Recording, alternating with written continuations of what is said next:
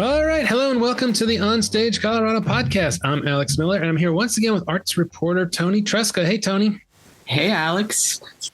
All right. We are recording this on Sunday, September 17th. So just think about that when we talk about things that are coming up or that were tomorrow or yesterday. So we've got a lot of things to cover off today. So let's get to it. But first off, I just wanted to point people to an article you just had published in Boulder Weekly.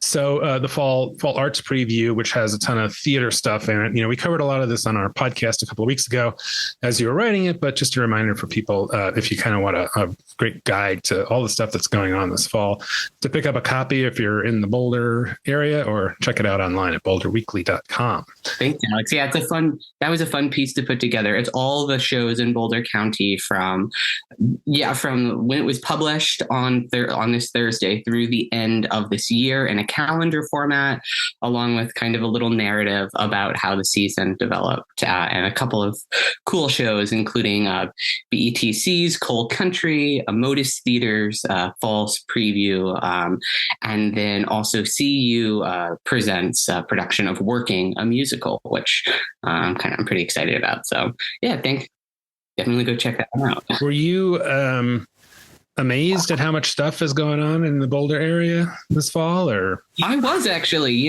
after kind of coming off of out of the summer over in Boulder County. Boulder gets a little bit dry during the summer. My editors and I were talking about it. I think because there's so much focus on the Shakespeare Festival, there's actually not that much happening outside of that, like on the peripheries. A lot of companies choose to take the summers totally off in Boulder County, which is so I was very surprised as I was looking at the calendar and I saw so much coming up over in Boulder.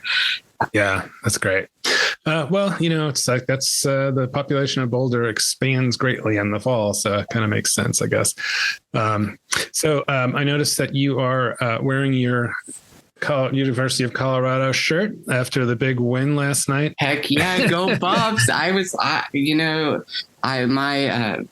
have a Slack channel with with the folks over who are in CU with me in my business cohort, and it was blowing up last night because did you watch the game?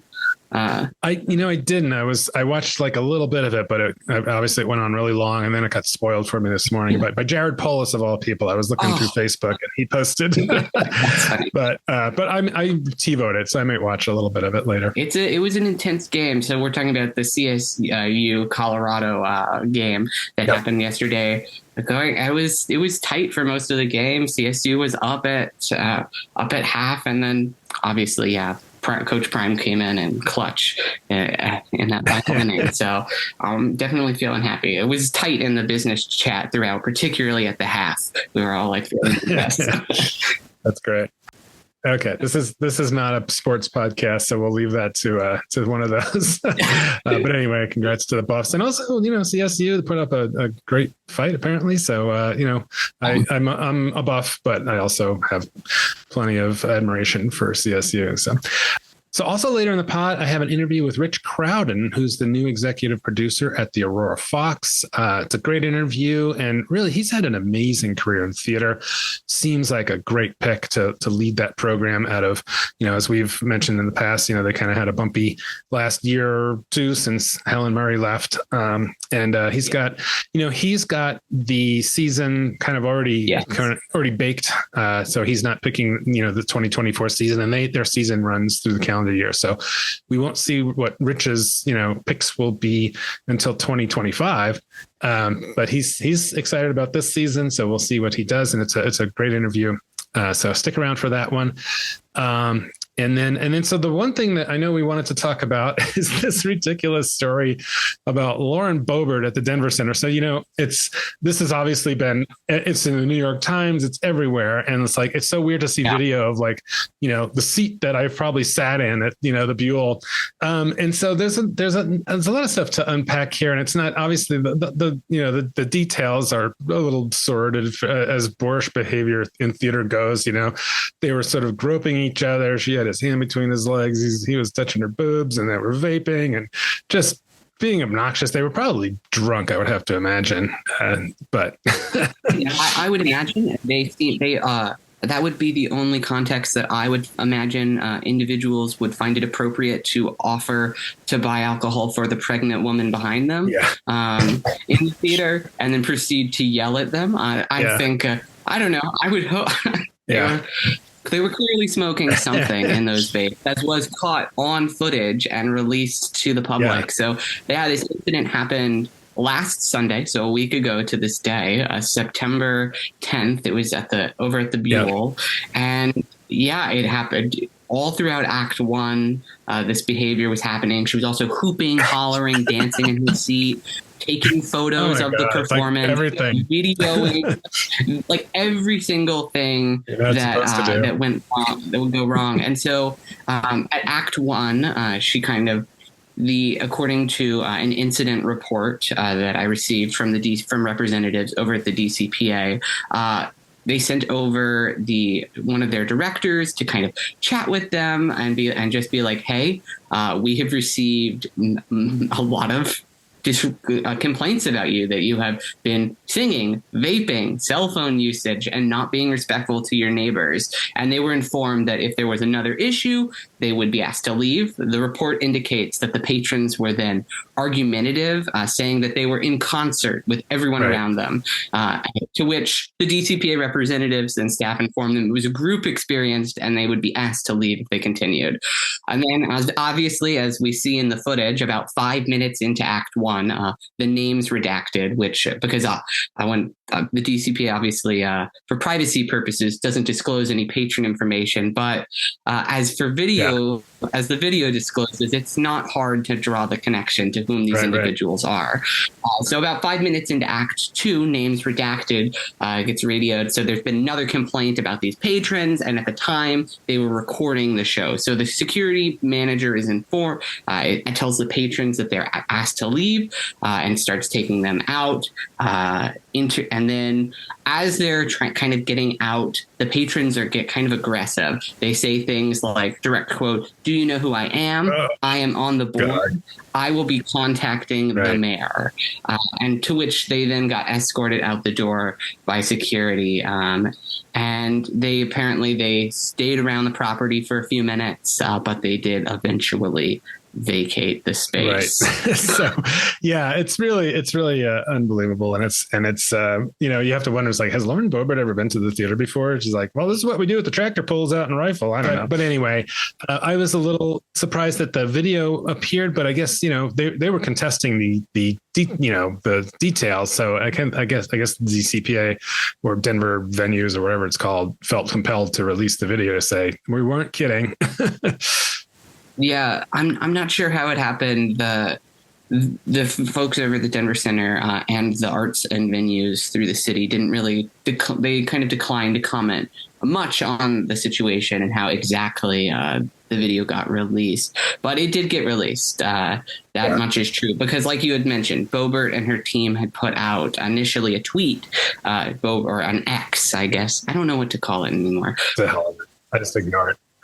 But she put out a statement on the hellfire that is owned by Elon Musk, saying that she was laughing and singing too much, and that is why she was ejected. Sue me if I was enjoying the show, you liberal. Literally, and she was like, tell me how it was. I want to know what happened, blah, blah, blah. And then the video came out and she was like, oh, shit. Yeah, because she also had her staff going after the press and being like, ugh, you guys just don't do your fact checking. This is what really happened.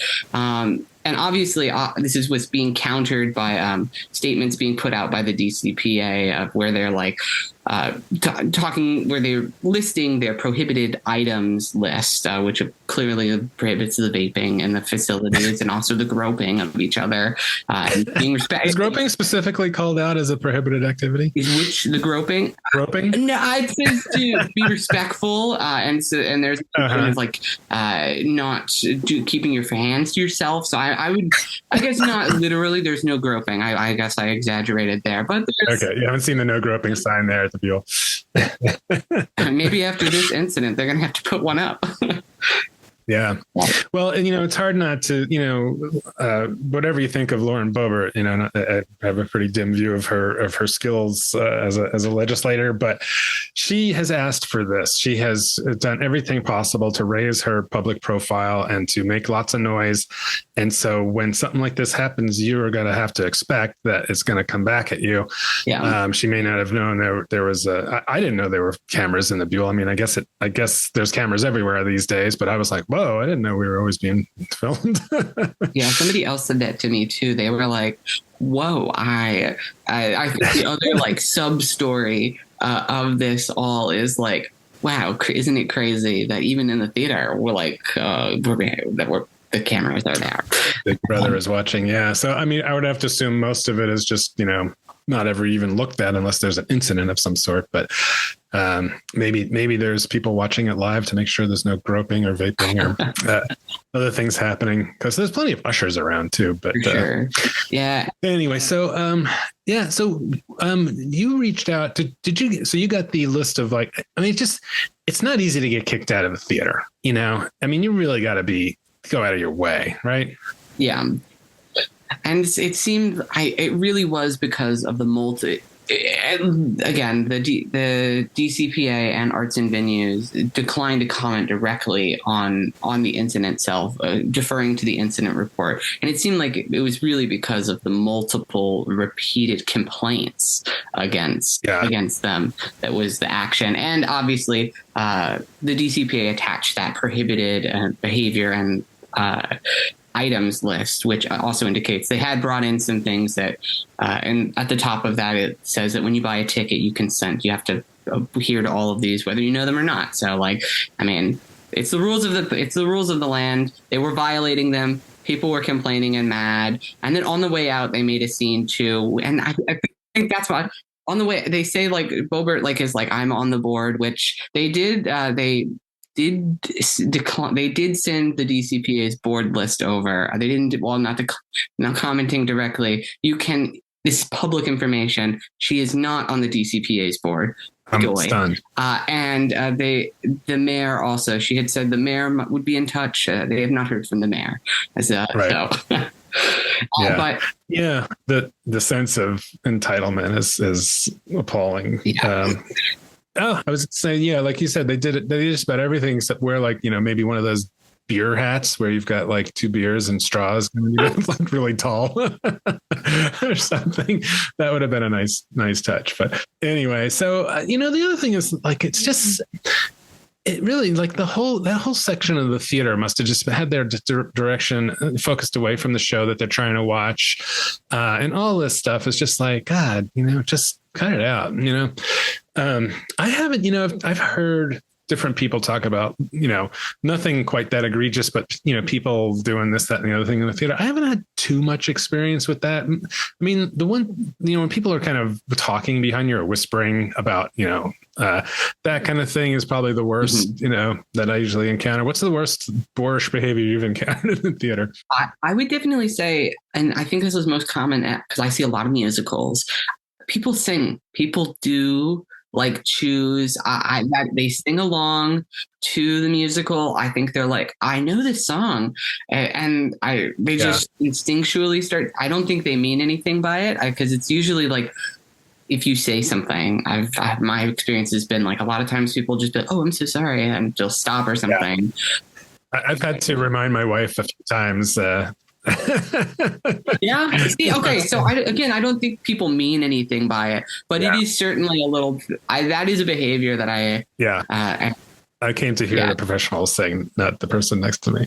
Speaking of, there's one other last tiny little stupid point I wanted to make. They were singing along to Beetlejuice. How did they know any of the lyrics to this musical that, like, nobody knows those songs, really? I guess maybe it was the like Deo song. Oh, okay, maybe that. Although in when she was initially having her staff come out, they were coming out hard that Boebert was actually a fierce supporter of the arts. So maybe she really is like a secret Beetlejuice the musical fan. I don't want to. I couldn't get any comment from Boebert's staff, so I don't want to put any words in her mouth. So maybe she is. Okay, yeah, it's far be it from us to make any assumptions that her patronage of the arts does extend past, like, I don't know, the fine art of 9mm making or something like that. So the situation kind of came to a little bit of a close yesterday when she issued a kind of an apology finally through Westword. And she said, for the first time, she said, and I quote here, "While none of my actions or words as a private citizen that night were intended to be malicious or meant to cause harm, the reality is that they did, and I regret that." So, if you can believe it, an actual apology with stated regret. We'll see if any of behavior changes in the future, future theater going. But at the very least, this is an official statement. Yeah, I will say that I was genuinely, I don't know if shocked is a little too, I was surprised that she apologized. It just doesn't seem to be the modus operandi of a lot of, these hardcore right conservative legislators or anybody to ever, take, responsibility for any of the crazy shit that they say or do. So we'll take it. We'll take it. If you can get an apology out of that, I think that is the right way to move forward. I hope that this never happens again. This is unacceptable theater behavior all around. If you're taking notes at home, definitely don't do this. Well, let's talk about some of the shows that are out there right now. I know I'm going to see the Minutes matinee this afternoon, so I can't speak to that. But you saw that, right? I did. I saw that one on opening last Saturday. Okay, yeah, I think we talked about it in last week's pod. But great show, very funny, right? Very funny until I think, as Jada said, until it's not. And I think it's a really good way to describe it. We can talk about it maybe next week.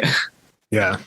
And then you saw a couple of shows this weekend. I think you saw Fiddler on the Roof at BDT Stage and Urinetown at the Arts Hub in Lafayette. So so this, as we've noted before, this is the last show probably at BDT Stage, unless they somehow extend again. How was the production? It was a really good, well done production.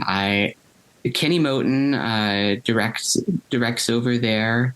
If you can believe it, it was my first time seeing Fiddler on the Roof. I've seen the movie number of times, listened to the music, of course, but it was my first time kind of experiencing the stage production full out, and I'm glad I got to see it with Wayne Kennedy at the anchoring it, because Tevye, it's such a difficult role, and he kind of seamlessly embodies it and takes you on this really difficult journey of a guy who's having to, and it's a really fitting final show for them, because it's a guy who's having to accept that tradition and all these traditions are going away. And so it's a really particularly, I was not alone, and there were a lot of wet eyes in the final moment in particular. Kenny does some really powerful stuff with the staging that I don't want to spoil. There's some really good staging and breath work in those final moments that really just draw attention to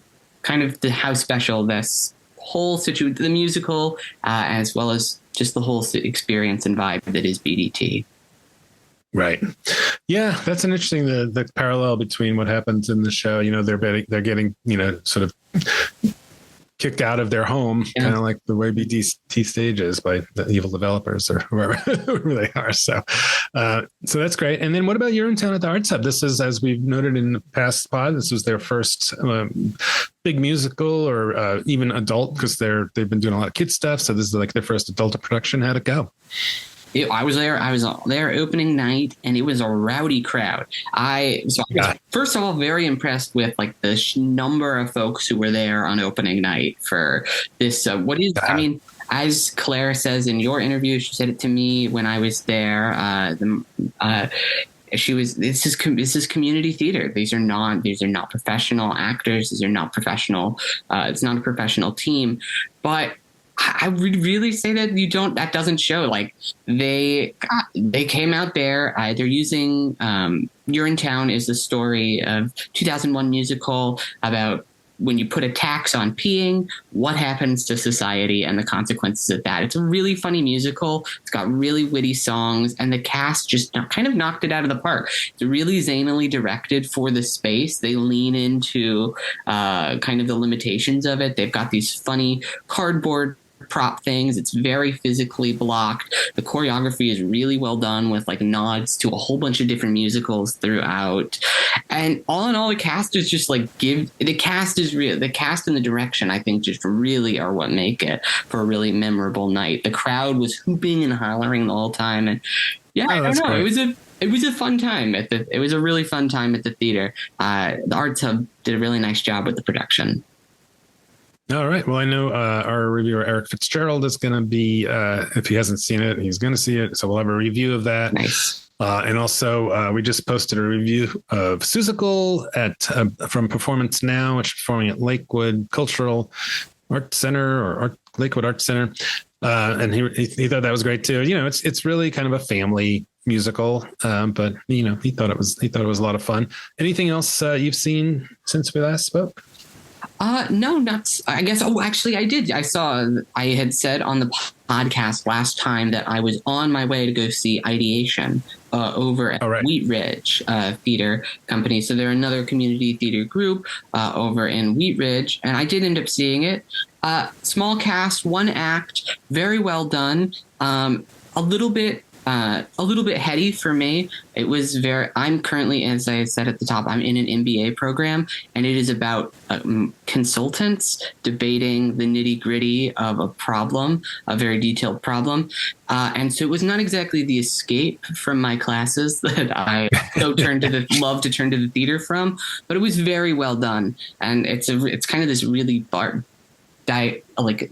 biting comedy about that situation. I could see somebody who doesn't have a lot of familiarity with like that world really loving that, because it's super detailed and very accurate. From what I've seen so far. Yeah. They've been doing a lot of stuff. I just got an email from Selena over at Wheat Ridge, maybe Friday, that they've got another show coming up called Lady in Black. Woman in Black. Yeah, I'll be back. Woman in Black. Yeah. I'll be back over there chatting with Selena about that for Westward. They're just putting a lot of good stuff out over there. Other upcoming reviews: The Curious Savage at Theater Company of Lafayette. We'll have that one from Eric. I'm going to see You Enjoy Myself, which is at local theater at the Dairy, coming up, and $1 Million Quartet at Candlelight. Carrie I'll be reviewing that one, and Blues in the Night at Aurora Fox. Eric will be at that one coming up. I talked about the Minutes. I'll have that review soon. All Shook Up at Town Hall. Eric will be at that. He is busy. White People, Empathy Jam at Roaming Gnome Theater in Aurora. Have you ever been to Roaming Gnome, that venue? I have not been to the venue. I just chatted with the folks at Empathy Jam about White People. Can you tell us a little bit about that? Yeah, sure. So White People, 3-person play, monologues, kind of about. It was written in the 90s, and it initially got people were like, it got a really negative response because people were kind of like, what? We live in a post-racial world. We don't need this play about privilege, white people having privilege. White people don't have any privilege, blah, blah, blah. Kind of like 90s, like enlightened liberal critique or whatever. Obviously, I don't know. I don't feel like I don't need to explain why that's not exactly true on the pod. And so kind of, it's a very timely time to be doing this kind of reflection on privilege from these three different perspectives. You have like a lawyer, you have someone who is kind of like a kind of a housewife, and then you have somebody who is just like this jovial, good-natured kind of middle-class guy. And they're all kind of talking about their various perspectives on it. And yeah, it sounds like it's a one act. It'll be funny. Is what they said is one of the things that they were surprised about after the show is the cast was like, you with a name and a topic like that, you're not exactly expecting it to kind of have any humor, but they're like, there is some humor in there, but it's also, it gets real. All right. Well, that sounds like an interesting one to check out. Also coming up the Laramie Project is going to be at the Arvada Center. I mentioned that's going to be a big production. We'll be at that one. And also just opened, I think last weekend was Rabbit Hole at Thunder River up in Carbondale. Steel Magnolias is going to be open at the Ent Center in Colorado Springs. And then You Enjoy Myself. I think I just mentioned that one. That will be, at the Dairy. So yeah, that's everything. Anything else that we didn't touch on? Yeah, I've got one more that I'll shout out. I'll be at the opening this Thursday. It's Bowls with the Bard. They are oh God, I love this. This is great. Yes, tell us about this. They do this is my Thursday column for Westward. You can pick up in the print edition or read online this week. It's about so this creator went to Drunk Shakespeare, or a Shakespeare pub experience in Washington, D.C. They're not really a drinker, so they were like, this is not really for me. They're a big stoner, though. So they were like, what if we could get high and do Shakespeare or whatever? And so that is what they're doing. They're working at the Coffee Joint, which is one of Denver's a few places in which you can legally smoke, as well as do performances. Coffee operates throughout the year, so they're going to be there doing performances from September 21st through September 24th of A Midsummer Night's Dream, in which anybody who's welcome. You don't have to smoke. You can obviously just attend the performance, but if you do want to, they are, along with the ticket, for 1 penny you get access to a vape pen, so you as the audience can get super stoned to your pleasure. And then throughout the show, the entire cast will be getting higher than a kite. So that was my next question. Is the cast going to be getting high too? Yes. So it's intricately blocked into the show when they are taking hits. It's all very, according to the production team, it's very timed to the story and everything. So there's always a reason for them to do it. And that's part of that is really something. Only, I wouldn't say only in Colorado. I'm sure Oregon maybe would be another place you might see that, or Amsterdam, or who knows. Well, that was one of the things the production team said. They were like pretty much only in Colorado, because they were Washington, where they were the production team was living for a little while. There is some places it is legal there, but not legal in businesses. The only places they were California and Colorado, in which there are businesses with some legality vendors. So almost only in Colorado. Right. Yeah, that's fascinating. I mean, I can't imagine going if you're not wanting to smoke. I don't smoke pot or ingest it or any of that. Not for any reason other than I just don't like it. I wonder how much. I'm really curious to know. Are you going to go to it? I am. I'm planning to go on. I'm planning to go the opening night. Okay. Well, I hope you do smoke, because I want to get your take on what it's like. Because I don't know. I just don't know if I could follow a play if I was really baked, but I don't know. I'm still honestly deciding. If I'm going to experience. I'm thinking. am considering just being you know what? I'm going for work. I'm going to call a Lyft or take public transit and just do the entire experience as they do it. So you know what? Maybe I will do that, and I'll report back next week. I think you have to. I mean, you got to take a page out of the Hunter S. Thompson book and, just be part of the, you got to immerse yourself in it. But cool. Well, that's all we've got for this part. Stick around. My interview with Rich Crowden from the Aurora Fox is coming up in just a minute. Yeah. And Toni, thanks so much for coming on again and talking through stuff. Next week, I am talking to Topher Payne and Betty Hart. Topher's the playwright of You Enjoy Myself. Betty's director from local theater. So I'll have them as an interview next week. And so thanks again, Toni. Have a great rest of your day. Thank you, Alex. You too. Great chatting with you. All right. Here's my interview with Rich Crowden. All right. Well, I'm here with Rich Crowden, who just recently was announced he's going to be taking over as the artistic director, producer at the Aurora Fox Center. And thanks for being on the podcast today, Rich. How's it going? It's going great, Alex. Thanks for having me, man. All right. Hey, can you, is it artistic director or what's the title? So the title is executive producer, which also sort of encapsulates artistic director. But the official title through the city of Aurora is executive producer. All right. And when do you actually start? I actually started 2.5 weeks ago. All right. So you're already in it. So it's a wonderful old building. It's got its ups and downs, but it's got a kind of a storied history. Yeah. The Aurora Fox and the iconic neon sign out front there on Colfax that a lot of people have seen. So I wanted to ask you a little bit about to touch on some of your biography points. So you're coming directly from kind of running the Meisel Center in Denver. Yeah. And so you've been doing that for a few years, and but you have a pretty deep background in theater, both as a performer and an administrator. So where did you start? How did you first start? Were you a little kid when you first started acting, or yeah, what? That's one of my most infamous but also favorite stories.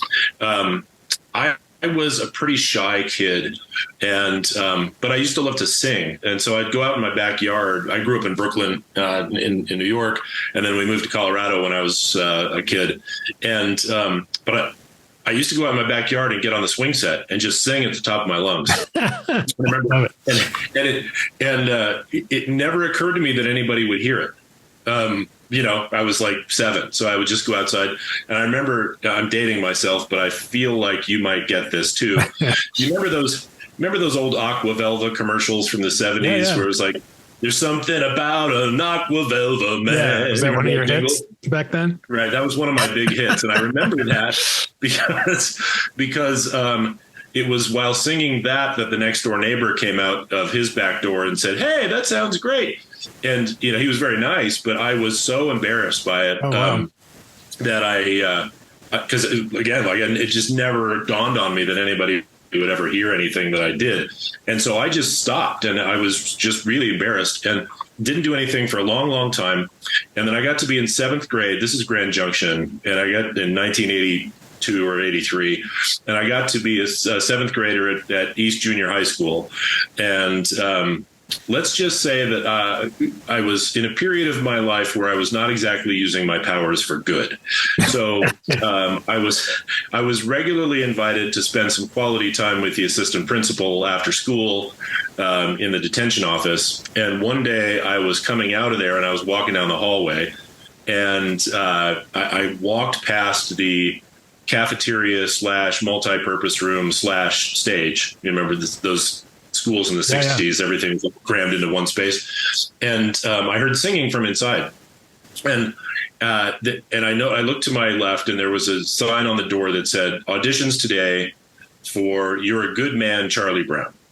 And I don't know what it was. To this day, I can't put my finger on it. But for some reason, I stopped in my tracks, and I had a little chorus line moment, little one of those I can do that moments. Uh-huh. And I just walked in the room. I didn't know anybody there.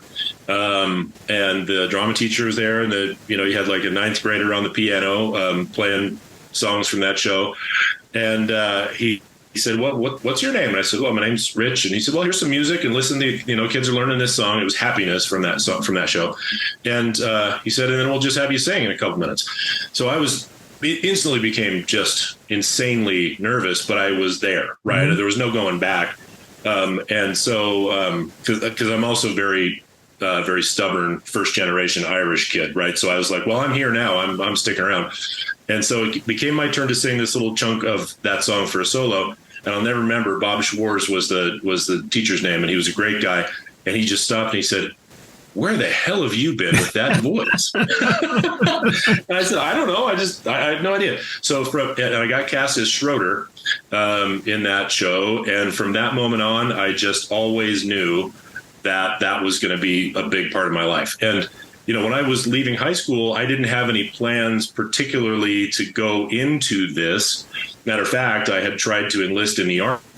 We had a long military tradition in my family, but I had 2 knee surgeries that came from cross country and track. So I couldn't join up. And I said, well, I guess I'll go to school. And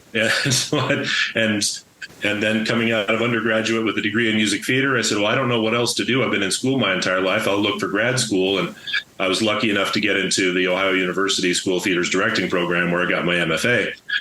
So I found myself at the age of 25 with a newly minted MFA and no clue what to do with it. So some buddies of mine from OU and a couple of guys who were here at the National Theater Conservatory that I knew, we decided to set up a theater company because we said, well, I mean, nobody's going to hire us right now, so let's hire ourselves. And this was 1995, when at the same exact time, Chip was putting together what would eventually become Curious. And we put together this little company called Roundfish, which was a very, very deliberate name that we came up with completely by accident, maybe while drinking an enormous amount. Okay. But anyways, we made Roundfish Theater Company, and Roundfish stayed around for a few years and always made just enough money to do another show. And then eventually guys started to kind of peel off from that company because their careers were starting to take off and they were graduating from NTC and whatever. And at that point, also my father was still back in Grand Junction. He was suffering from late stage Alzheimer's. So my first wife and I moved back there with our baby, who's now 26. That's when I ran into one of my professors from Mesa State, now Colorado Mesa, Maggie Robb. And she said, well, what are you doing here? And I told her, and she said, well, I'm retiring this year. You should apply for my job. Wow. And I said, well, I have no idea how at all to apply for a theater faculty job. And she said, I'll walk you through it. It's very easy. So I got hired on a 1-year contract at Mesa State to teach. That eventually became tenure track. That eventually became a tenured position that I was in, and that eventually became being the department chair for 4 years. So, and then I'm giving the whole spiel because it's a long and winding road, but we're getting to the end, I swear. Okay. So in 2010, we decided to move to New York, just to go do some things. My second wife, Jessica, who I also call my final wife, she's a graphic designer, and she wanted to do some web design training. So we moved to Brooklyn with our 2 kids, and I was able to have some amazing experiences there, like singing at Carnegie Hall for Stephen Sondheim's 80th birthday celebration there. Did an off Broadway show. Was able to participate. My day job was VP of operations for a small independent video and film studio. So worked with a lot of amazing people. I ended up doing a lot of executive presentation coaching. There's a huge market for that, teaching people how to use presidential teleprompters. I would sometimes find myself on the 68th floor of a Fifth Avenue billionaire's office, working with him on his presentation for the annual shareholders meeting, things like that.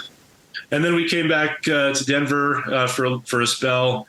Then spent 4 years at Castleton University in Vermont, where I was director of the arts there. So I oversaw the theater, music, and art programs. And then home called again, and we've been back since 2017. So I was I took over as executive director of Colorado Conservatory of Dance for 3 years, where we got them into the SCFD family as a tier 3 and positioned them, I think, pretty well. And then from there, I jumped over to Meisel. And a big part of my job at Meisel was to try to reboot, post-pandemic and build up programming again. So that was a heavy lift. We had a great team there, so we were able to come back with all of the signature programs that Meisel's known for. So Denver Jewish Film Festival, Real Abilities Film Festival, Wolf Theater Academy, Denver Children's Theater, and the Neustadt Jam Fest. So, but then when I actually got a text while driving on the Big Island of Hawaii in June from a friend of mine who works for the city of Aurora. And she said, hey, you might want to take a look at this. They reopened the executive producer position.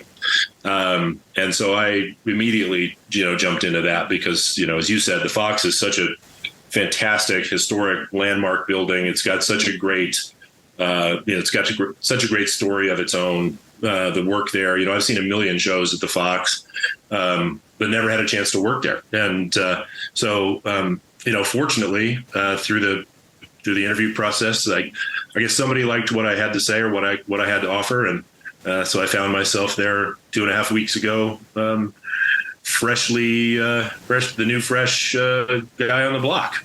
And that, my friend, is the story. Yeah, that's great. That's wonderful. I just love the trajectory there, and it's not uncommon, for people to get that one person that tells them, hey, how to sing, and boom, and the rest is history. Someone once did that for me in writing, it's funny is you and I have a slightly parallel path. I think I'm a few years older than you, but I grew up on Long Island. My family moved to Silverthorne in 1980. Oh, wow. And so culture shock, right? Yeah. Wow. So are there things scheduled for 2024 yet? Yeah. So, as a matter of fact, there are. So getting us through the rest of the fall. Well, first of all, what the Fox did prior to me getting there was they shifted their season structure from the sort of typical fall to spring that we're kind of used to into a calendar year. And the primary reason for that was because we're on the city calendar and their fiscal year goes calendar year. It was always really difficult to budget and account for, how do you, if somebody buys a flex pass, how do you figure out where that revenue goes? So, from an accounting perspective, I think it was a huge pain for a long time. So they wisely decided to move the season itself from January to December. So that's going to look a little different than a lot of seasons around town. But what they did, because they needed to sort of plug the gap in the fall of 2023, was develop what they called the Fox Interlude, which was a series of shorter programs and kind of more one-offs and diverse kind of programming to get through that, but also to be able to give some artists a chance to get on those stages in a way that they might not be able to during a regular season. So, for example, we are opening Blues in the Night, directed by Terrell Davis, on the 22nd. That's a 3-week run. Mm-hmm. We have a couple of engagements with Colorado Jazz Rep Orchestra. We just finished one of our Aurora Rhythms concerts last night with the Zodiac Trio. We've got a 2-day engagement of Cinderella for kids on October 12th and 13th. We have another couple of cabarets. We've got New Year's Eve at the Fox. So there's a lot of really cool programming that they put together for this period of time. And then season 39, also the selection of that predates me, but it was one of the things that I thought was really intriguing when I was going through the interview process. And I think maybe some people might go through that and say, well, if I don't get to select the next season, then I'm not interested in the gig. But I'm really looking at this. I'm playing the long game here. And so what I noticed with the season was that there was a sort of recommitment to a little bit more diverse programming that was a little bit more accessible to a wider audience, families, some things that people had known about a little bit more, after a few years of just a kind of a different approach. So season 39, which kicks off in February, leads off with Art by Yasmina Reza, that fantastic three-hander that was the Tony Award winner in 99 or 98. I had a chance to be in that play in 2002, and I absolutely love it. So I was hooked right there. And then following that, will be the first of 10 consecutive seasons featuring August Wilson's History Cycle of 20th Century. So we'll lead that off with Gem of the Ocean, which Donnie Betts is directing. And they're in the process of casting that. We actually just cast Art yesterday. And so that is February. That's March. And then from there, we're partnering with the Aurora Libraries because we're actually in the city. I think one of the things that's interesting about the Fox is that again, having been there a million times, I knew it was a city entity, but I didn't realize fully what that meant in terms of some of the opportunities and challenges that are associated with the operations of that theater.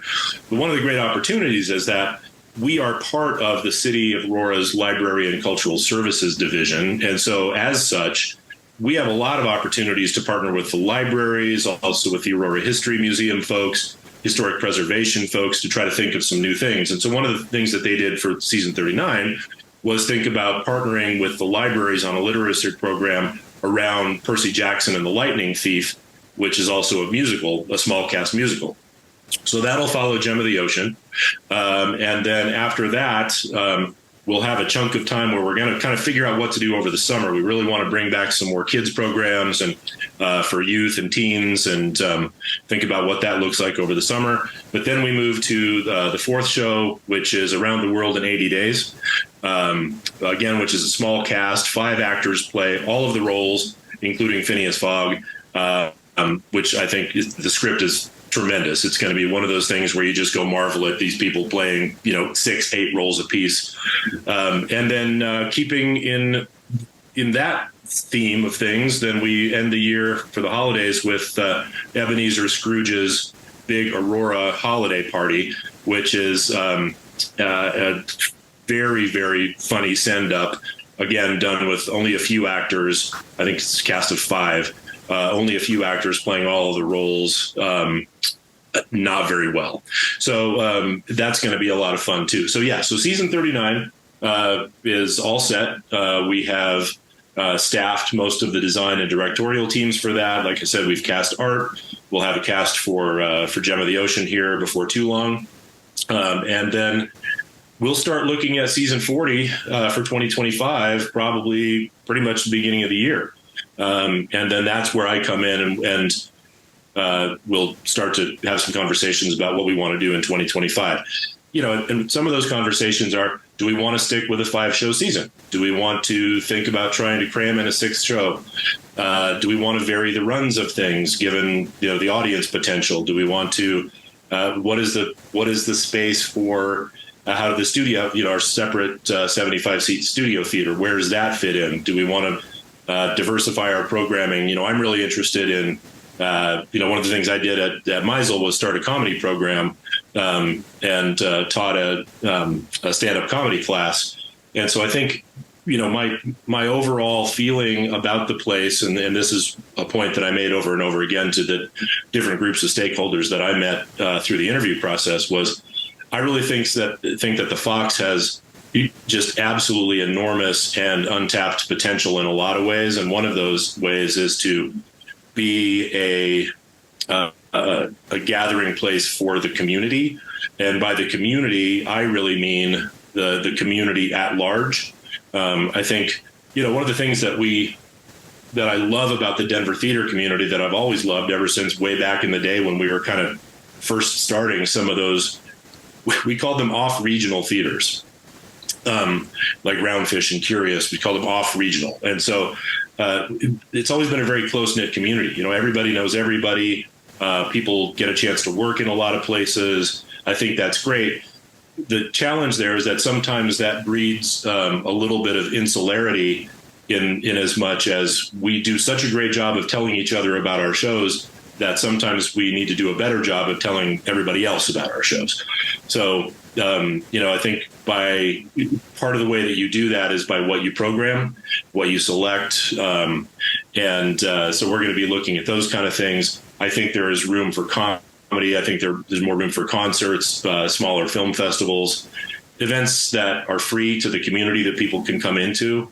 One of the things that is not lost on me at all is that, it's, oh, great, here's another middle-aged white guy taking an executive leadership position at an arts organization. And I get that, especially an arts organization that's located in the most diverse city in the state, right, and in the most diverse neighborhood in the most diverse city in the state. So one of the things that I have learned over the years is what it means to understand that level of privilege and opportunity that somebody like me has had, without being apologetic for having been born a white Irish Catholic dude, but also being able to facilitate that privilege into opportunity to have other voices be heard, which is not the same thing as saying somehow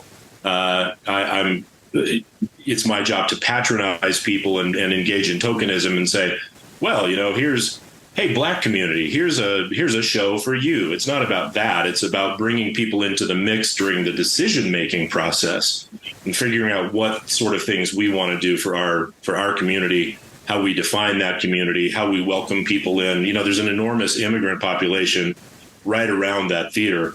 And I see them walking by every day, holding hands with their kids. And I just have to, I think if I stop and ask them, have you ever been in here? They'd say no. And they'd say, what is that? I don't even know what that is. So, it's a matter of making people feel welcome. And so what I've been saying is that we really want to make the Fox into the community's theater, which is not the same thing as a community theater.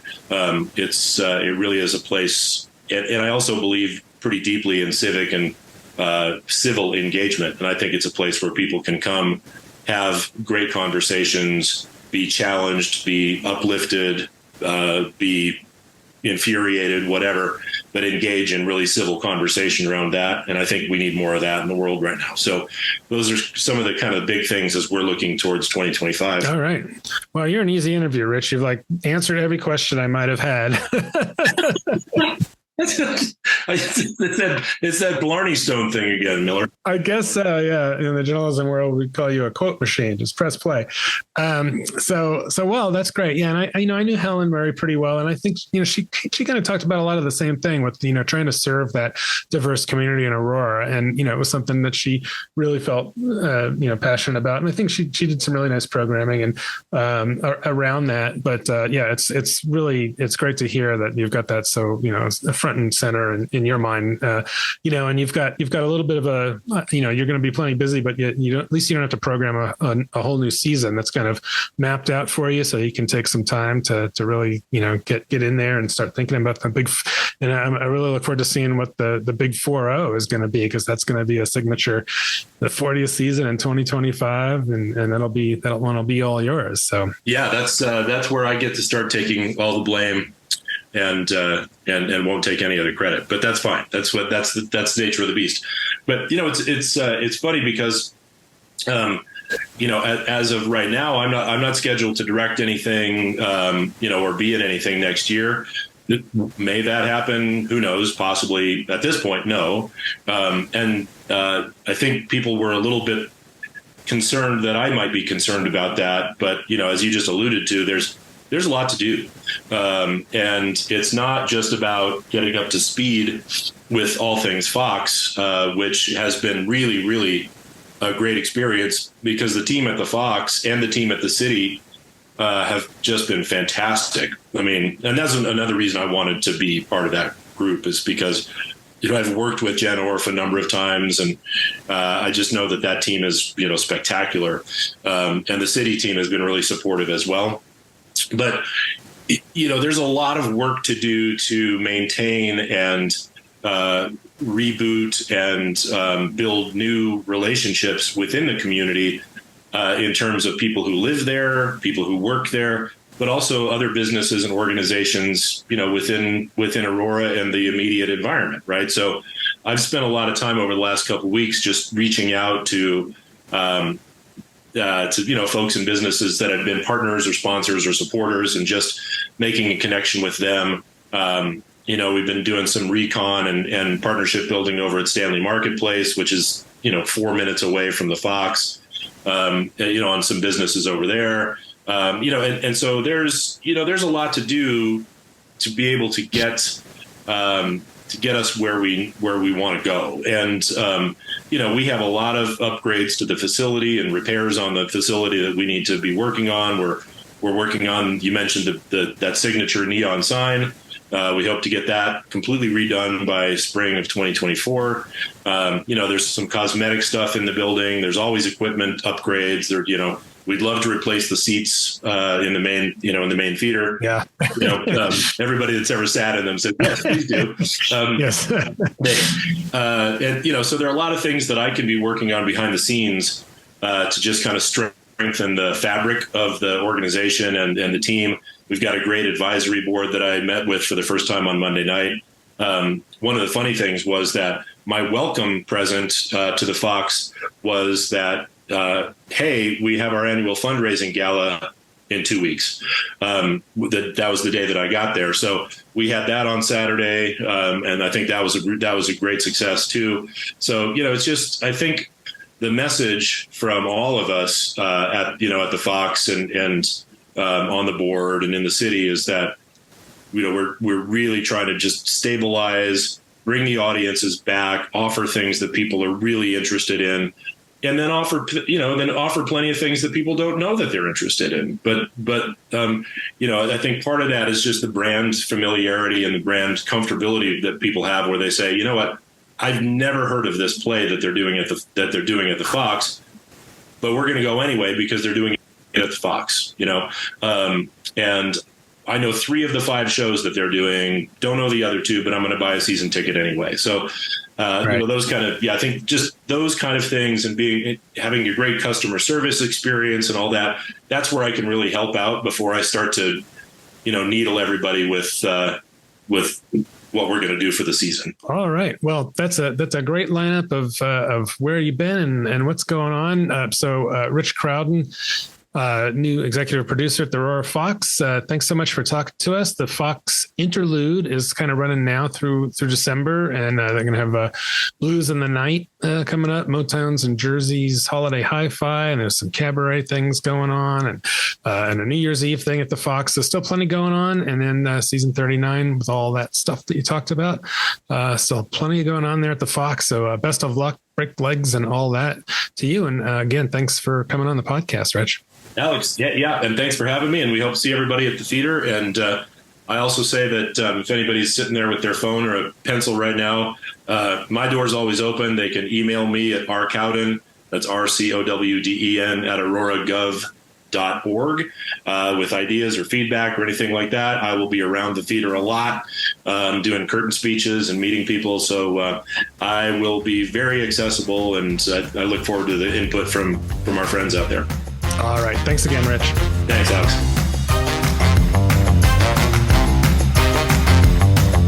All right. That's it for this episode of the OnStage Colorado podcast. Thanks so much for listening. And if you enjoyed these conversations about Colorado theater, please share our podcast with any theater-loving friends you may know. We'd love to get more listeners on here, and word of mouth is a great way to reach more folks. Next week on the podcast, we will have playwright Topher Payne and director Betty Hart to talk about the upcoming production of Topher's play You Enjoy Myself at local theater company, which will be at the Dairy Center in Boulder. So be sure to come back for that one. If you haven't already, please subscribe to the OnStage Colorado podcast wherever you get your audio stuff, and check out all the reviews, news, podcasts, and our full statewide theater calendar on the website at onstagecolorado.com. I'm Alex Miller, and we'll see you at the show.